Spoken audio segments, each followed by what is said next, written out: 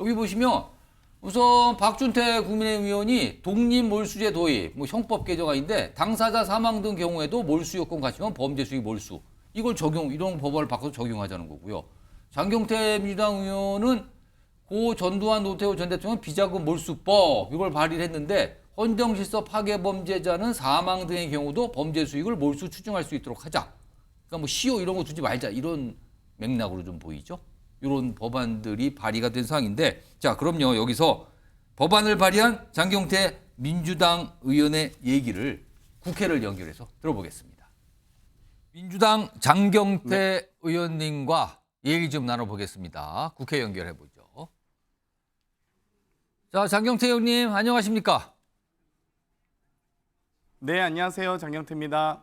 자, 제가 바로 질문 좀 들어갈게요. 최근에 노태우 전 대통령 비자금과 관련된 이른바 비자금 몰수법을 발의하셨는데 핵심 내용이 무엇인지 시청자 여러분께 좀 소개해 주시죠.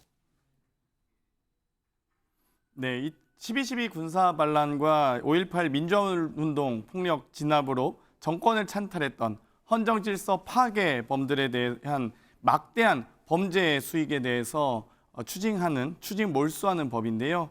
지난 23년 이 전두환 전 대통령의 손자가 비자금을 폭로했음에도 불구하고 몰수 추징을 위한 별다른 조치가 없었습니다. 또 최근 노태우 전 대통령의 자녀 노소영 씨의 이혼 소송 과정에서 재산 분할을 요구하면서 노태우 전 대통령의 비자금의 이 여러 존재가 밝혀지고 있는데요. 이 관련된 어떠한 조사와 수사가 없습니다. 그래서 현행법에 따라 범죄 행위자의 사망 등의 이유로 공소를 제기할 수 없는 경우에도 불법적으로 축적된 재산, 특히 이 불법이 헌정질서 파괴에 해당하는 경우 몰수 또는 추징이 가능하게 하는 법을 발의하게 됐습니다.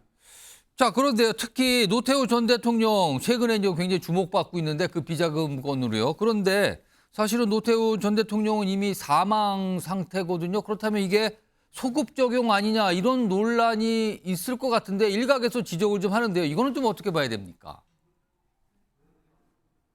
네, 현행법상 이 불법적으로 형성된 자금, 특히 헌정질서 파괴에 대해서도 이 당사자가 사망할 경우에는 이 몰수 또는 추징하지 못하도록 되어 있습니다.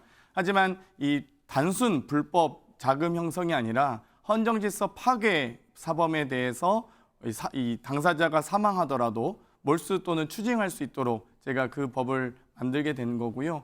이미 여러 이 12.12나 5.18 과정에서 헌정질서 파괴범에 대한 이 진정소급 입법에 대한 문제가 있었는데요. 거기에 대해서 헌법재판소도 여러 가지 이 헌정질서 파괴에 대한 충분히 전 국민이 이 소급 입법에 대한 예상이 가능한 경우 새롭게 어떤 형벌이 신설된 것이 아니라 기유죄로 판명된 이 불법적 자금에 대한 몰수와 추징에 대한 시점을 확대하는 것이기 때문에 저는 충분히 소급 입법에 대한 논쟁도 없으리라 생각합니다. 특히 노태우 전 대통령의 경우 이미 벌금과 추징금을 완납했다. 좀 이렇게 알려진 상황이고요. 그런데 이런 와중에 지금 이른바 성경 300억 원이라는 이 메모가 지금 이혼 재판 2심에서 중요한 근거로 작용을 했는데 사실 이 돈의 존재를 증명하는 자체가 관건 아닙니까? 그렇습니다. 이미 노태우 일가는 이 사망 이후에도 연희동 자택과 아파트 한 채 정도만 재산 신고를 했었는데요.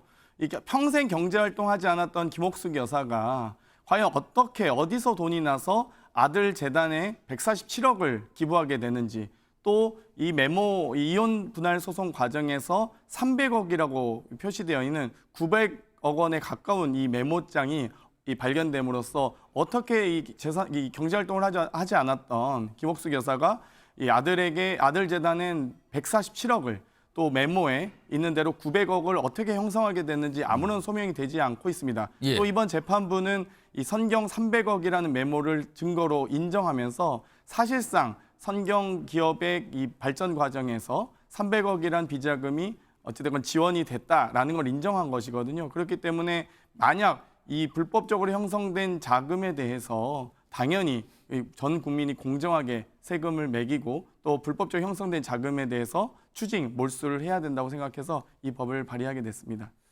그렇다면 이와 관련해서 일단 수사 당국의 수사가 적극적으로 먼저 진행이 돼야 된다. 이런 입장이신 건가요? 그렇습니다. 국세청에 이 신고가 없더라도 5억 이상의 조세 포탈 혐의에 대해서는 검찰이 수사할 수 있거든요. 이미 국세청장 인사청문회 과정에서도 만약 조세 포탈 혐의가 있다면 공소시효가 지나지 않았기 때문에 충분히 조사할 수 있다라고 밝힌 바 있습니다. 그렇기 때문에 국세청 또는 검찰도 충분히 수사할 여지가 충분하다고 생각합니다. 자, 노태우 전 대통령 관련된 이 비자금 환수 문제와 관련해서 국민의힘에서도 법안 발의한 의원이 계시더군요. 그러니까 여야 모두에서 지금 관련 법안이 발의가 된 상태인데 여야가 이 법에 통과해서 힘을 합칠 계획 뭐 이런 것도 좀 생각하고 계십니까? 일단 법안을 발의한 의원님과는 제가 개별적으로 소통할 예정이고요. 법안 심사 과정에서 이 여러 헌정질서 파괴에 의한 불법 자산 형성에 대한 몰수 추징에 대한 충분한 여야의 공감대가 전 형성될 수 있으려 보고 또 충분히 제가 진행하기 위해서 노력할 예정입니다. 법 통과 전망은 좀 어떻다고 봐야 될까요? 많은 의원님들을 설득하기 나름이겠죠. 하지만 저는 이 헌정질서 파괴 사범에 대한 불법적 재산에 대해서 전 국민적 공감대가 있다고 생각합니다. 어떠한 불법적 자금도 상속되어서는 안 되고요. 특히나 헌정질서 파괴로 인한 비자금의 경우는 더더욱이나 개인의 자산이 될 수는 없습니다. 그렇기 때문에 몰수 추징 등의 방법으로 국고로 환수해서 전 국민들이 누려야 될 자산이라고 생각합니다. 알겠습니다. 오늘 말씀 여기까지 듣도록 하겠습니다. 지금까지 민주당의 장경태 의원이었습니다. 고맙습니다. 감사합니다.